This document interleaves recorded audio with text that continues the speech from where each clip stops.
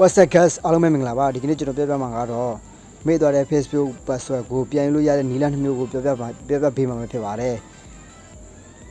ဒီနည်းလမ်းကိုတီးပြီးသားသူများကကျွန်တော်ရဲ့ဗီဒီယိုကိုမကြည့်ဘဲနဲ့ကြော်သွားလို့ရပါတယ် Facebook password မေ့နေတဲ့သူများအတွက်ဒါရွယ်တင်ဆက်ပေးရခြင်းဖြစ်ပါတယ် Facebook password မေ့နေတဲ့သူများကကျွန်တော်ရဲ့ဗီဒီယိုလေးကိုကြည့်ပြီးတော့တကယ်ချင်းတို့ရဲ့ Facebook password ကိုပြန်ယူလို့ရပါတယ်အားလုံးပဲကဲစလိုက်အောင်1 2 3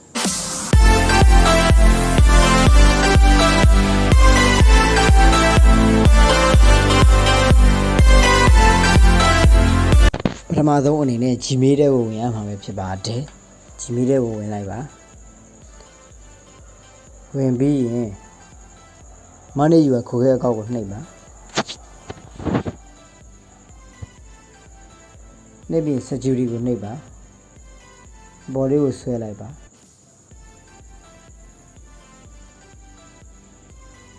password manager ဆိုပြီးတော့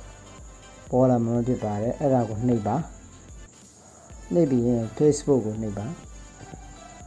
Facebook ကိုနှိပ်လိုက်လို့ချင်း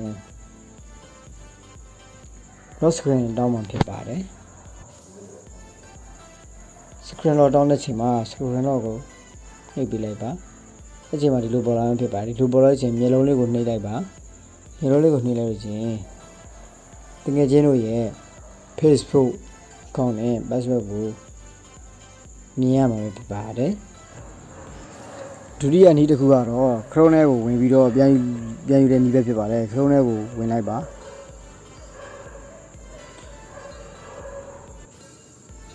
Chrome ထဲကိုဝင်လိုက်ပြီးတော့ဒီအနီးစလေးကိုနှိပ်လိုက်ပါအနီးစလေးကိုနှိပ်ပြီးတော့ပေါ်လာမှာဖြစ်ပါတယ်ပေါ်လာတဲ့အချိန်မှာ setting ကိုနှိပ်လိုက်ပါ setting ကိုနှိပ်ပြီးလို့ရှိရင် password ကိုနှိပ်လိုက်ပါ password ကိုနှိပ်ပြီးလို့ရှိရင် Facebook ဆိုတဲ့နေရာကိုနှိပ်လိုက်ပါ Facebook ဆိုတဲ့နေရာကိုနှိပ်လိုက်လို့ရှိရင် Facebook ဖွင့်ထားတဲ့ account နဲ့ password နဲ့ပေါ်လာမှာဖြစ်ပါတယ်ပေါ်လာလို့ရှိရင်ကျွန်တော်တို့မျက်လုံးလေးကိုနှိပ်ပြလိုက်ပါမျက်လုံးနဲ့နှိပ်တဲ့ချိန်မှာ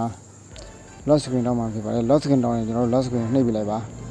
ကျွန်တော်ဗီဒီယိုလေးကိုအဆုံးထိကြည့်ရှုပေးသားကြတဲ့အတွက်အားလုံးကိုကျေးဇူးတင်ပါတယ်တကယ်ကျွန်တော်တို့ကျွန်တော်ဗီဒီယိုလေးကအသုံးဝင်မယ်ဆိုရင် like and subscribe လေးလုပ်တော့ပြကြပါဦး Facebook မှာကြည့်နေတဲ့သူများကလည်း like and share လေးလုပ်ပြကြ like and share လေးလုပ်တော့ပြကြပါဦး